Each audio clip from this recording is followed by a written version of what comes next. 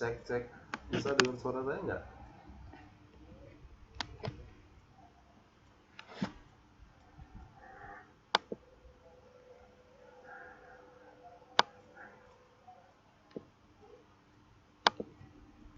Selamat malam, bisa dengar suara saya nggak?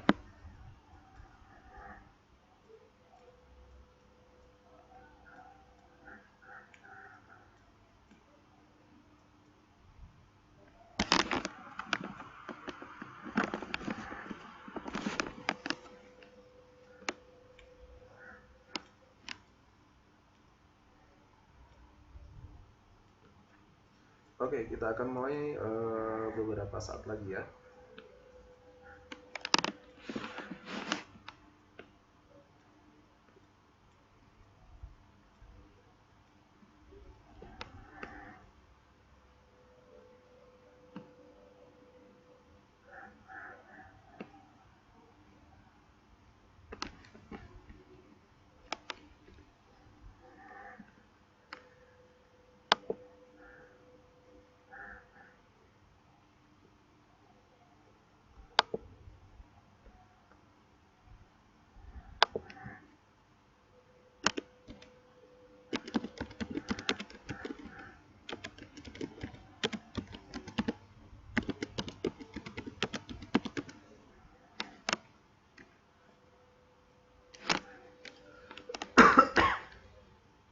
Maaf, agak sedikit batuk ya.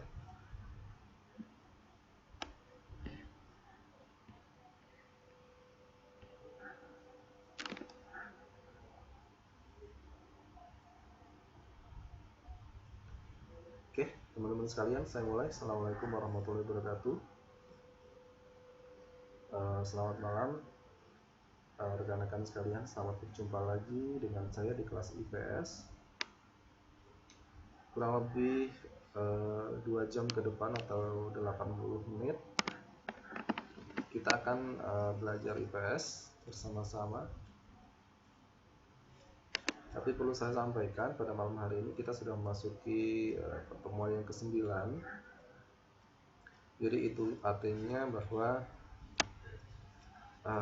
kita akan memasuki materi di mana materi tersebut adalah materi-materi yang sudah terlewat dari setengah semester ke depan. Jadi untuk menghadapi ujian akhir semester. Jadi rencananya kalau tidak salah dari pihak akademik mengatakan bahwa minggu ini kalian akan melaksanakan UTS dimulai besok hari Selasa. Mohon maaf saya tidak bisa kenceng-kenceng ngomongnya ya, karena 2 hari yang lalu saya kena flu.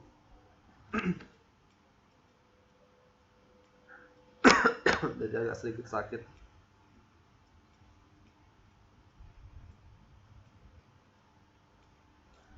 Masih gak ada suaranya?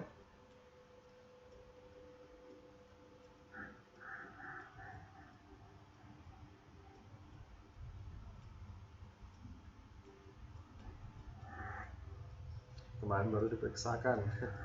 Jadi sempat suaranya hilang begitu, terus batuk, pilek. Ya mudah-mudahan malam hari ini kita bisa belajar sampai selesai ya. Cuman untuk antisipasi, jadi malam hari ini saya tidak banyak ngomong. Saya akan memberikan soal-soal latihan kepada kalian semuanya, supaya nanti ketika menjawab soal UTS itu masih ada gambaran kira-kira soalnya seperti apa. Ya, terima kasih Mbak Susanti ya. Sebelum kita mulai materi pada malam hari ini atau latihan soal-soal pada malam hari ini, marilah kita buka kelas kita pada malam hari ini dengan berdoa menurut keyakinan agama masing-masing. Berdoa dipersilahkan.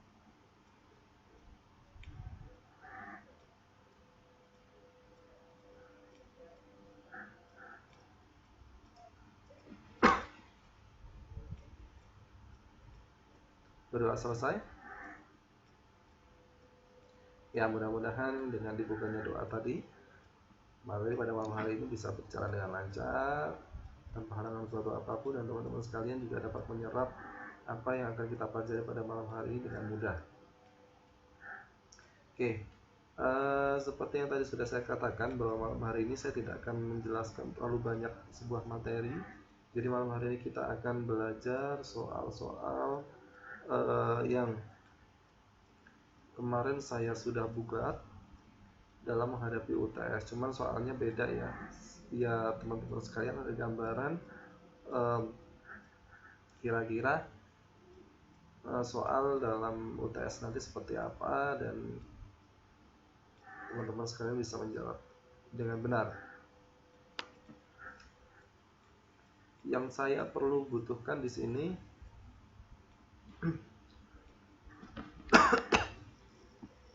gimana Mbak Mulyani, masih putus nyambung? Yang lain gimana?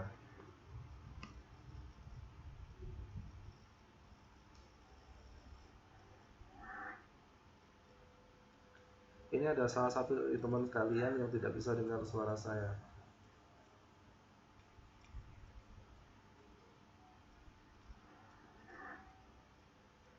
Yang lain juga gitu.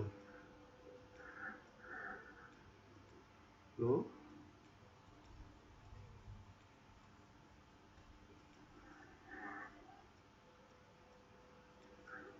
Ini ada 11 siswa sama juga. Ada yang jelas, ada yang tidak jelas. Berarti ini bukan di saya ya jaringannya ya, berarti ya. Jaringan dari teman-teman sekalian ya. Oke, nanti yang perlu kalian lakukan di sini adalah merespon dari soal-soal yang akan saya tuliskan di papan tulis. Jadi nanti kalian tinggal jawab saja soal-soal yang akan saya tuliskan di papan tulis.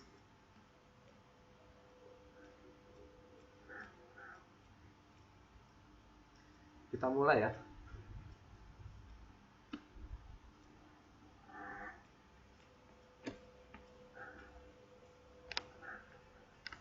Oke, kita akan mulai dari soal nomor 1.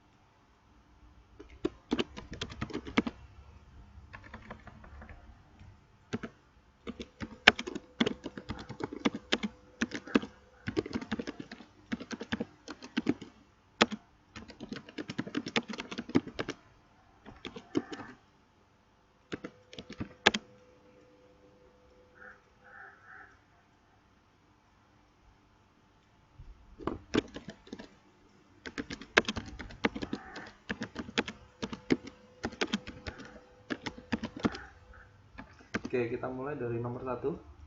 Coba teman-teman sekalian, ini bukan soal UTS, ini soal-soal menghadapi UTS. Jadi teman-teman sekalian nanti bisa ada gambaran kira-kira soal UTS-nya seperti ini gitu. Tapi bukan soal UTS, nanti kalian soal UTS sudah sendiri. Ini hanya pendalaman materi, saya hanya ingin mengetes seberapa paham teman-teman sekalian dengan materi yang sudah saya berikan. Nomor 1. Salah satu ciri lapisan troposfer adalah A. Tempat dipantulkannya gelombang radio. B. Tempat lapisan ozon. C. Tempat berlangsungnya proses cuaca. Atau D. Berisi nitrogen dan oksigen. Yang mana?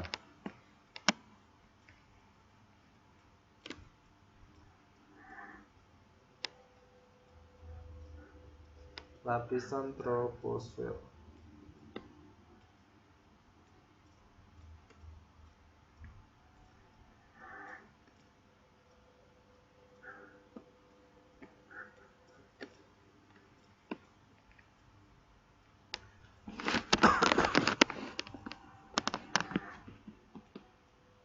Ayo yang jawab baru satu. Yuk saya tunggu.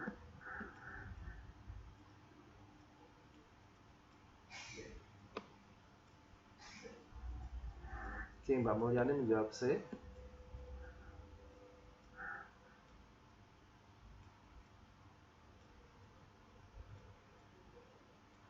Mbak Masito gimana? Masih gak ada suaranya? Itu saya tulis soalnya di papan tulis. Silahkan dicermati dan dijawab.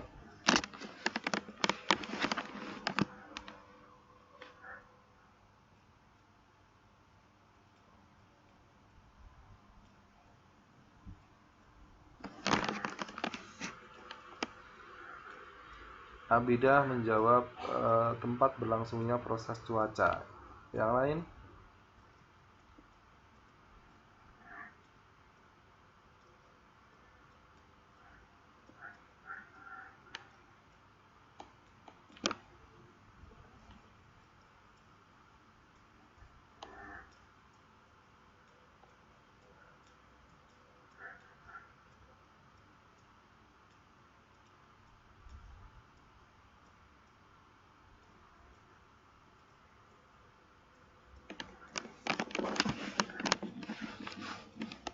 Masih nggak kedengeran ya suara saya?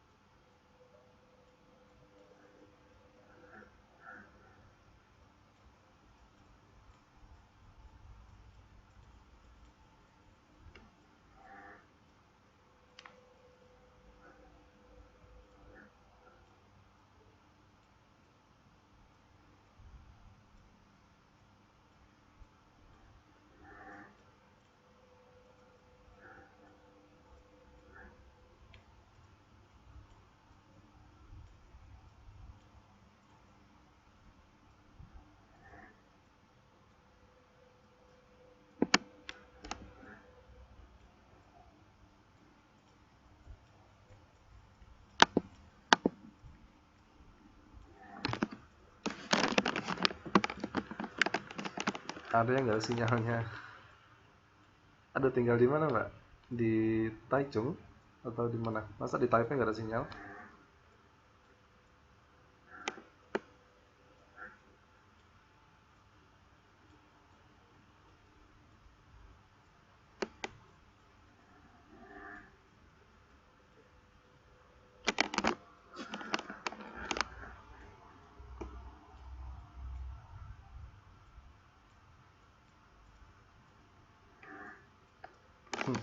Mbak Mulyani ini sudah penasaran jawabannya apa ya? Yang nomor 1. Untuk soal nomor 1, salah satu ciri dari lapisan troposfer adalah, jawaban yang benar adalah C. C. Tempat berlangsungnya proses cuaca. Jadi bagi tadi teman-teman yang jawab C benar ya. Jawabannya C. Kalau tempat berlangsungnya atau tempat di mana dapat dipantulkannya gelombang radio itu namanya mesosfer. Kalau tempat di mana terdapatnya lapisan ozon itu namanya troposfer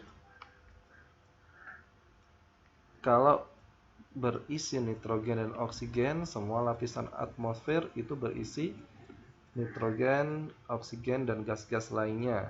Cuman setiap lapisan itu konsentrasinya yang berbeda. Jadi yang tepat, yang merupakan ciri dari lapisan troposfer itu adalah tempat berlangsungnya proses cuaca. Ya, 100 buat teman-teman yang menjawab C. Oke, saya akan tuliskan soal yang kedua, silakan dicermati.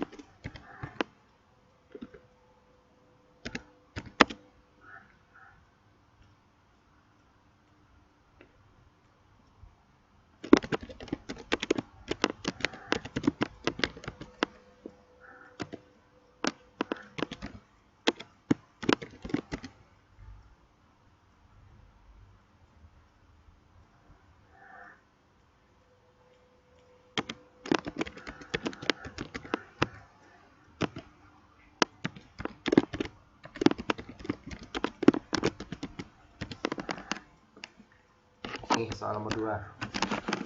Hujan yang disebabkan oleh karena pencemaran udara dinamakan A. Hujan frontal, B. Hujan orografis, C. Hujan konveksi, atau D. Hujan asam. Yang mana?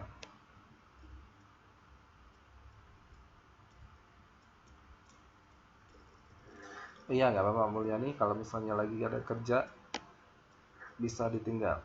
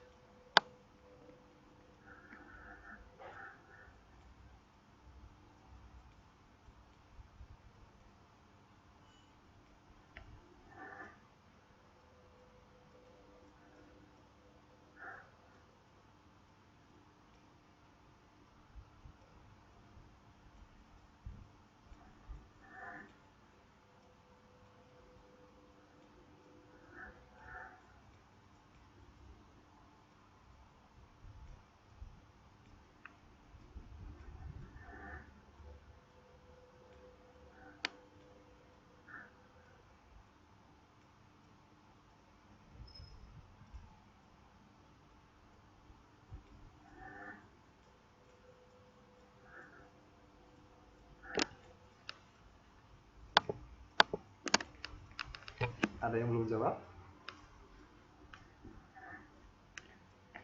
Ini saya mark ya.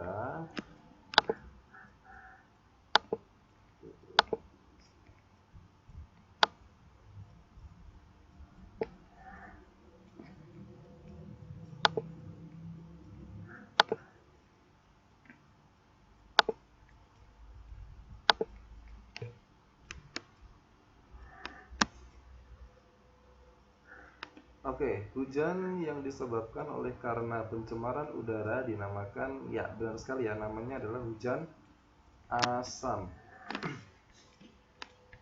Kenapa bisa hujan asam? Kalau hujan frontal itu adalah hujan yang terjadi oleh karena pertemuan udara panas dan udara dingin. Kalau hujan orografis Itu adalah terjadinya hujan karena massa udara yang mengandung uap air itu dipaksa mendaki lereng-lereng pegunungan. Kalau hujan konveksi atau yang namanya hujan zenital, itu hujan yang terjadi karena kandungan udara yang banyak mengandung uap air itu naik secara vertikal, itu namanya hujan zenital. Jadi bagi teman-teman sekalian yang menjawab hujan asam, jawabannya benar ya.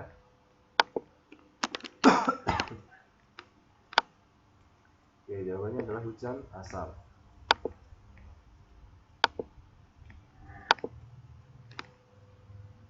Soal nomor 3. Nah, saya carikan dulu.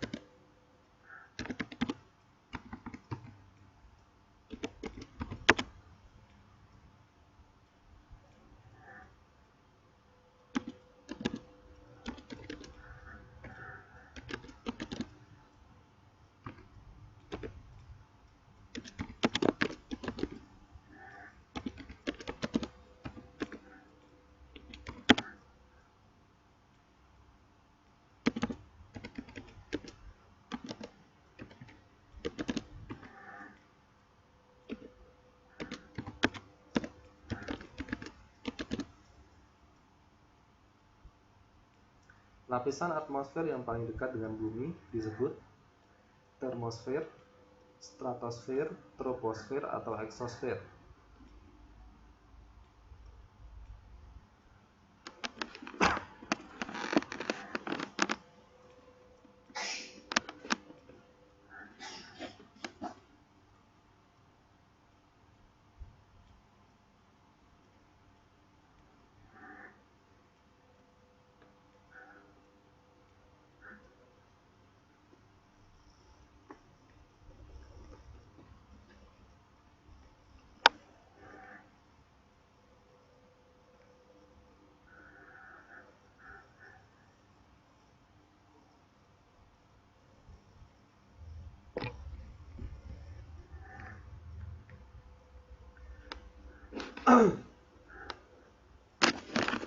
Kalau bicara tentang lapisan atmosfer yang paling dekat dengan bumi, itu berarti lapisan atmosfer yang berada yang paling bawah ya,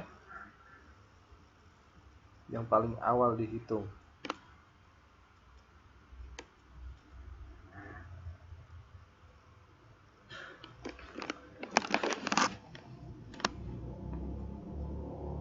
Yang mana kira-kira?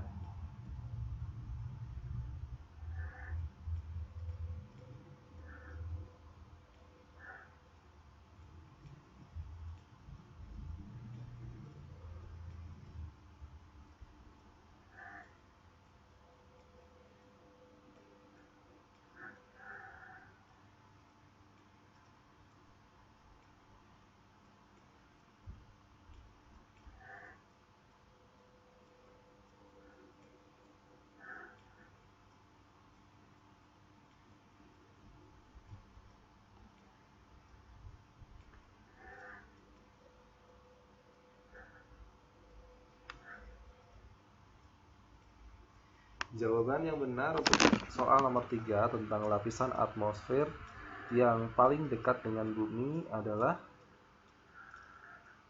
C, troposfer. Jadi troposfer ini adalah lapisan paling bawah yang langsung bersinggungan dengan bumi, di mana di situ banyak mengandung gas nitrogen dan oksigen, kira-kira 80% di lapisan troposfer ini. Ya, benar dari teman-teman sekalian menjawab dengan jawaban troposfer atau C.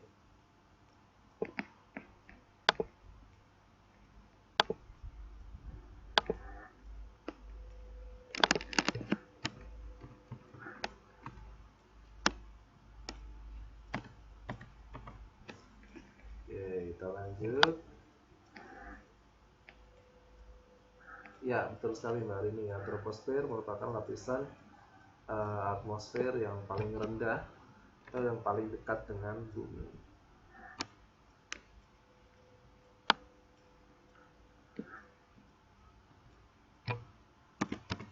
4. Nah, saya carikan dulu.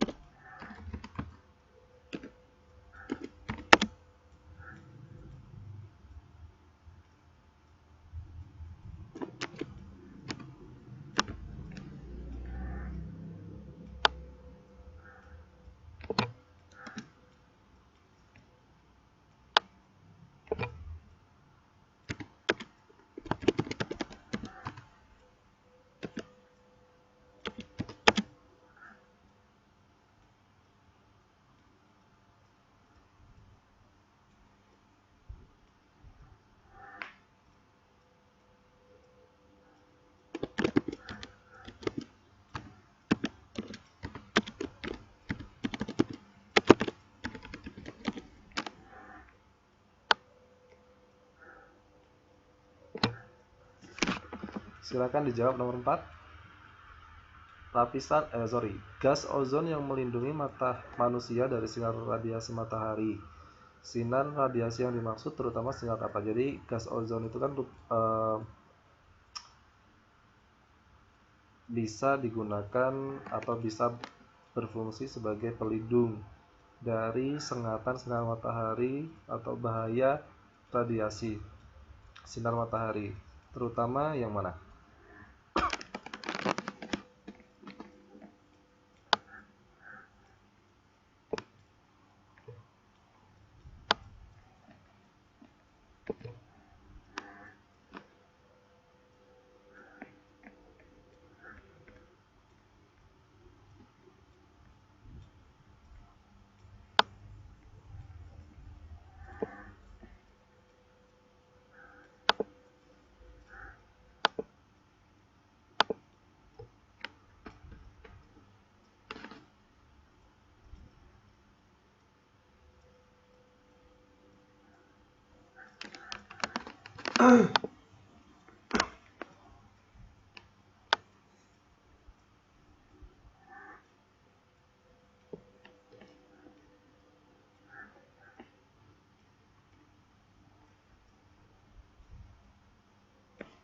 Jawaban yang benar adalah yang mana?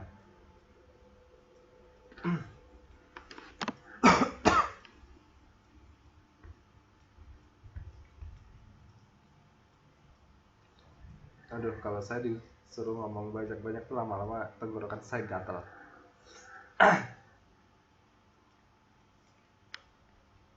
Oh, di atasin ya? Sebentar. Kok nggak bisa?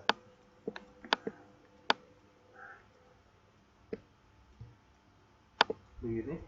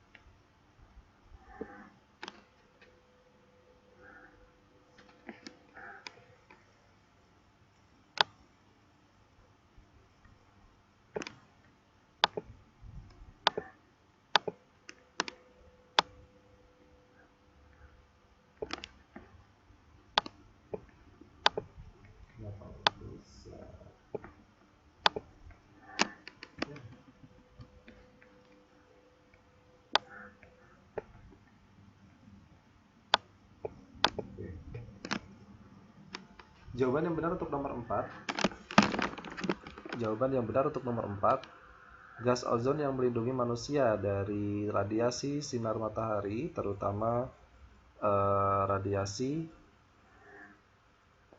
Tulisannya nggak kelihatan.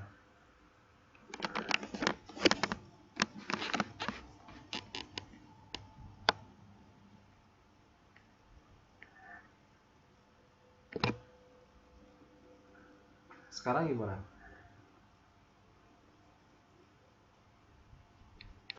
Oke, kalau gitu mungkin yang lama saya hapus saja ya, karena ini nggak support ini.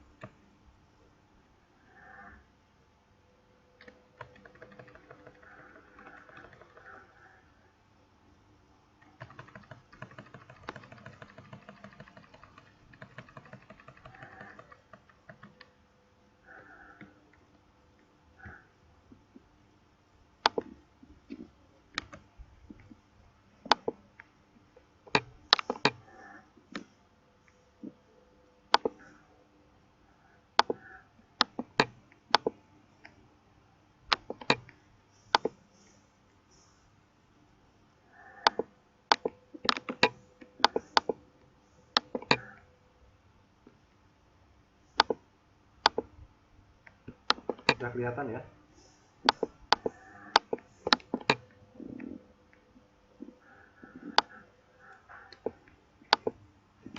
Oke, jawaban yang benar adalah sinar ultraviolet. Jadi lapisan di salah satu lapisan atmosfer yang namanya stratosfer itu punya gas ozon yang dia melindungi manusia yang hidup di bumi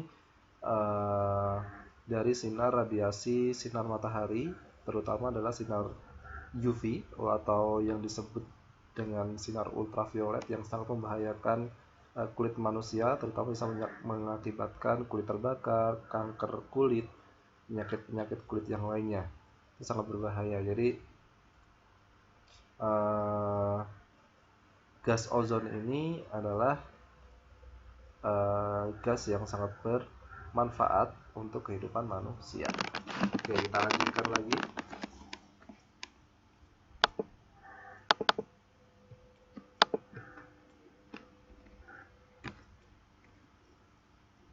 Nomor 5.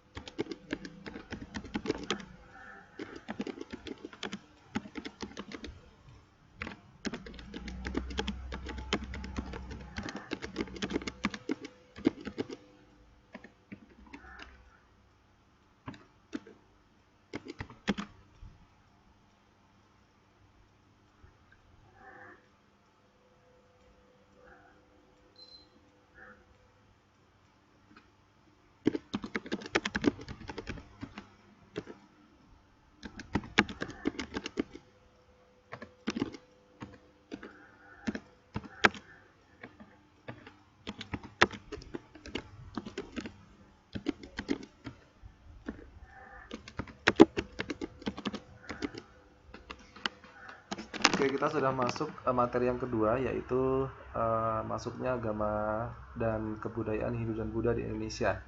Berikut ini yang bukan merupakan teori yang mengungkap masuknya agama Hindu dan Buddha di Indonesia adalah A. Teori arus balik, B. Teori Waisa, C. Teori Brahmana, atau D. Teori kesatria.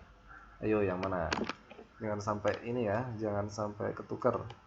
dengan masuknya agama Islam ataupun masuknya agama Nasrani kemarin.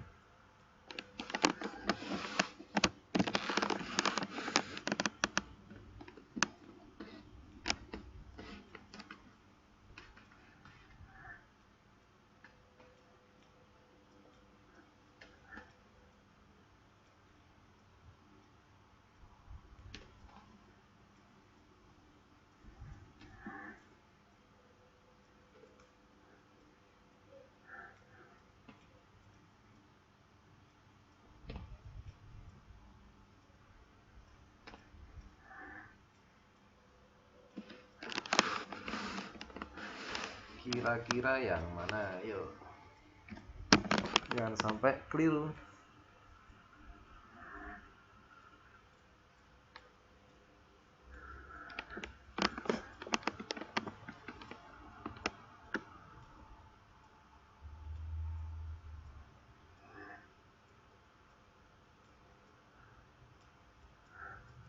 Ada yang belum jawab?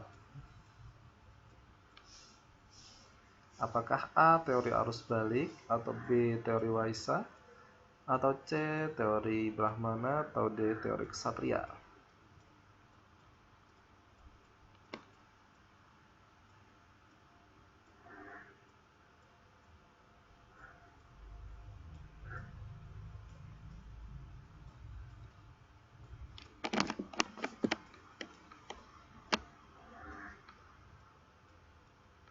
Ya, semuanya pintar-pintar ya. Benar sekali, nomor 5 ini jawabannya adalah A. teori arus balik.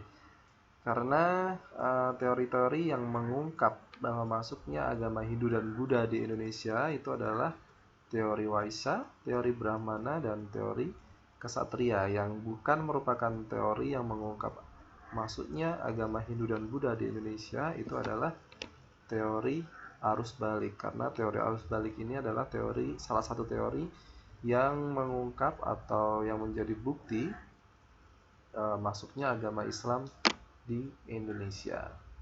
Karena Waisa itu adalah golongan-golongan bahwa agama Hindu dan Buddha itu dibawa oleh golongan-golongan Waisa, Brahmana itu dibawa oleh golongan-golongan Brahmana, dan teori Ksatria di mana agama Hindu dan Buddha ini dibawa oleh golongan-golongan Ksatria.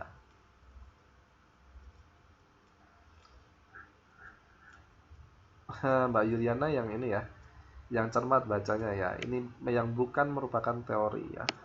Oke, kita lanjutkan lagi.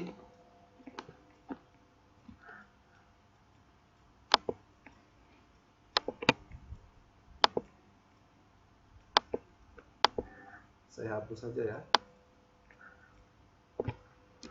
6.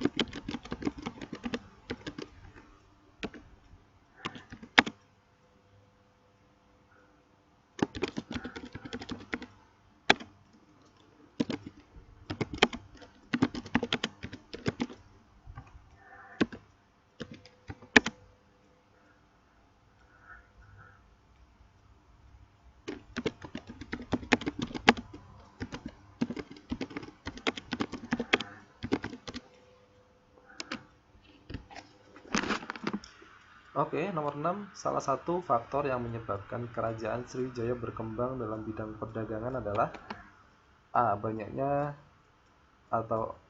menghasilkan barang dagangan, B. Letaknya yang strategis, C. Memiliki raja yang kuat, atau D. Belum ada kerajaan lain.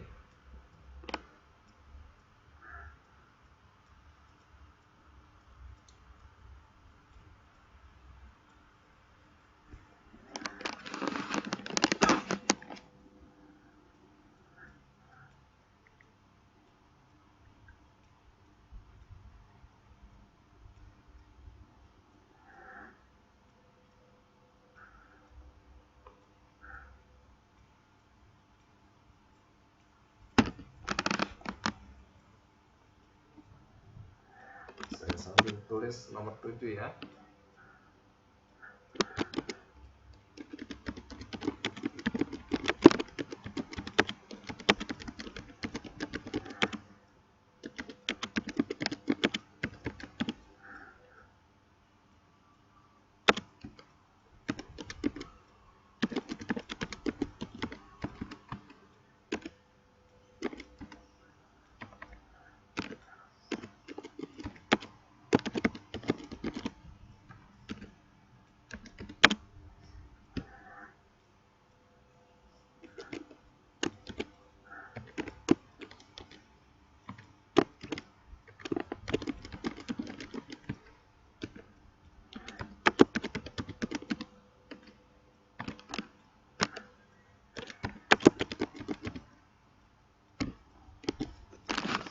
Oke, nomor 6, jawaban yang benar yang merupakan salah satu faktor yang menyebabkan kerajaan Sriwijaya dapat berkembang pesat pada saat itu, terutama dalam bidang perdagangan adalah karena B. Letaknya yang strategis. Jadi jawaban teman-teman sekalian benar ya. Salah satu faktor yang menyebabkan kerajaan Sriwijaya berkembang pesat adalah letaknya strategis, yaitu selat di sebelah Selat Malaka, di mana sebagai jalur perdagangan yang sangat ramai pada waktu itu. Orang-orang yang datang dari mana-mana itu ya, menggunakan jalur laut, tiba di Selat Malaka dan berdekatan dengan kerajaan Sriwijaya yang mengakibatkan Sriwijaya berkembang pesat. Wah, udah menjawab ya nomor 7. Oke, langsung saja. Nomor 7, jawabannya yang benar adalah apakah A, B, C, atau D? Yang melatar belakangi atau yang menggambarkan masuknya agama Islam di Indonesia ini kan dibawa oleh para pedagang ya. Nah, dari 4 jawaban tersebut yang tepat menggambarkan pedagang dari mana yang membawa agama Islam hingga berkembang pesat seperti sekarang ini di Indonesia adalah, wah, ada yang menjawab banyak ya. Mesir, Arab, Persia, Gujarat. Ya, benar sekali, tidak perlu lama-lama. Jawaban yang benar untuk nomor 7 adalah A. Pedagang dari Gujarat atau India. Oke, saya carikan lagi soalnya.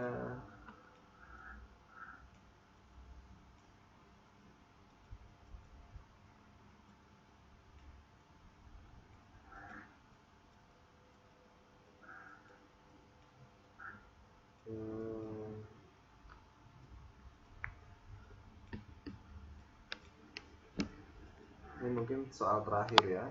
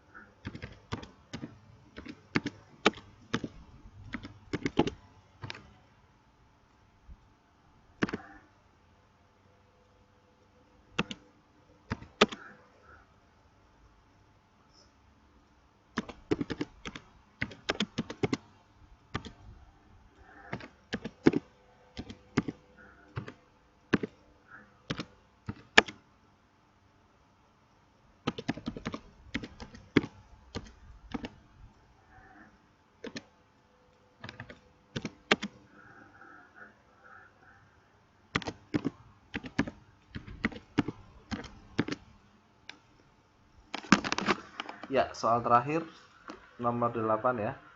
Armada laut Portugis pertama kali mendarat di Malaka tahun 1511 dipimpin oleh apakah A. Alfonso de Albuquerque, B. Bartolomeus Dias, atau C. Vasco da Gama, atau D. Ferdinand Magelhaens? Yang mana? Kira-kira jawaban yang benar yang mana?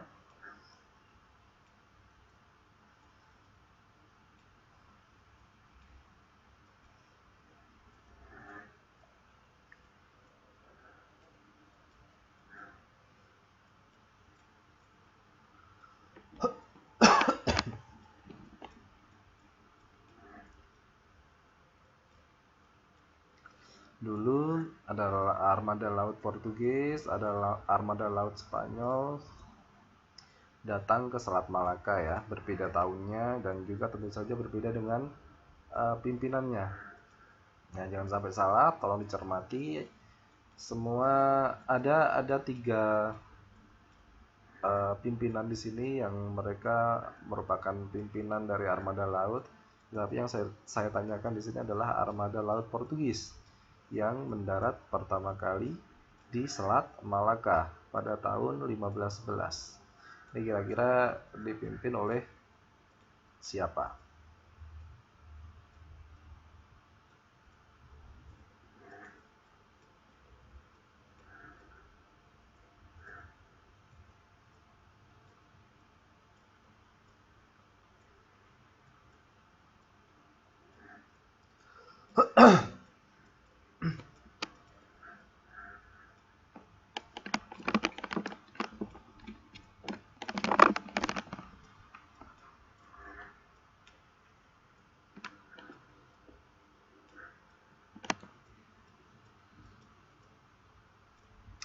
Oke.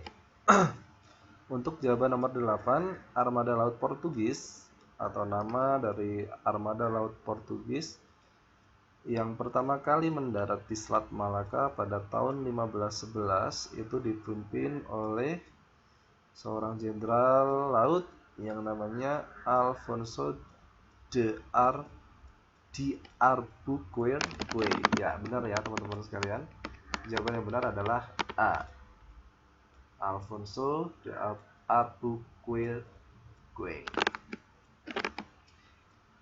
Iya, waktunya udah mau habis. Ini soal yang terakhir. Jadi hanya merefresh teman-teman sekalian. Kemarin saya bikin soalnya tidak jauh seperti ini. Jadi teman-teman sekalian nanti ada gambaran kira-kira soalnya adalah seperti ini.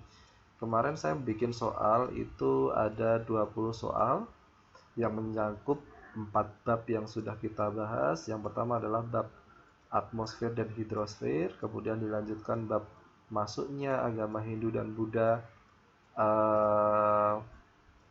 di Indonesia, kemudian dilanjutkan dengan masuknya kebudayaan agama Islam di Indonesia, serta yang terakhir adalah Indonesia pada masa kolonial Belanda ya. Ya jelas kalau multiple choice, kalau memang benar semua ya dapat 100 nantinya.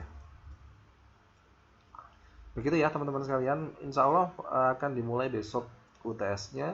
Dan teman-teman sekalian nanti bisa langsung kirim jawabannya ke email saya. Dan jangan jangan sampai lama sekali ya, nanti 2 minggu baru dikerjakan. Jangan lama-lama karena saya juga di deadline untuk penyerahan nilainya akhir bulan Oktober ini, sehingga teman-teman sekalian bisa langsung mendapatkan nilainya nanti.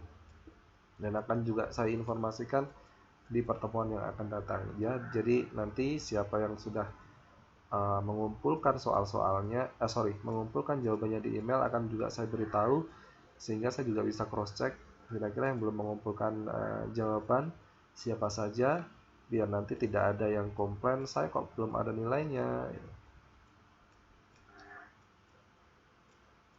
Iya, karena ada kebijakan baru,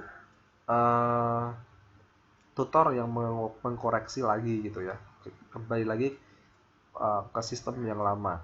Jadi sistem yang lama itu kan sistem yang sebelum yang kemarin itu yang mengoreksikan tutor ya, atau kemudian tutor yang memberikan nilai, kemudian kemarin dirubah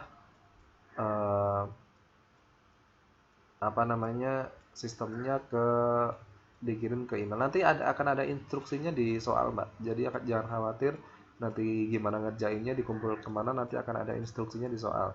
Silahkan ditunggu saja soalnya yang akan dikirim atau disebarluaskan oleh pihak akademik. Oke teman-teman sekalian, mungkin itu yang bisa saya sampaikan pada malam hari ini. Marilah pertemuan pada malam hari ini kita tutup dengan berdoa menurut keyakinan dan agamanya masing-masing. Berdoa dipersilahkan.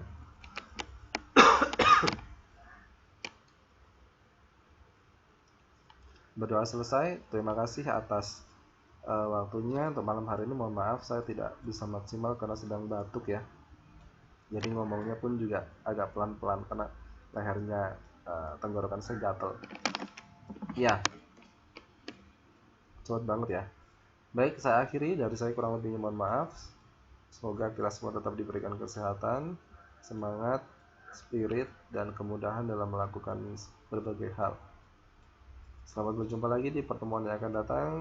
Sukses pada UTS-nya. Dari saya akhiri. Assalamualaikum warahmatullahi wabarakatuh.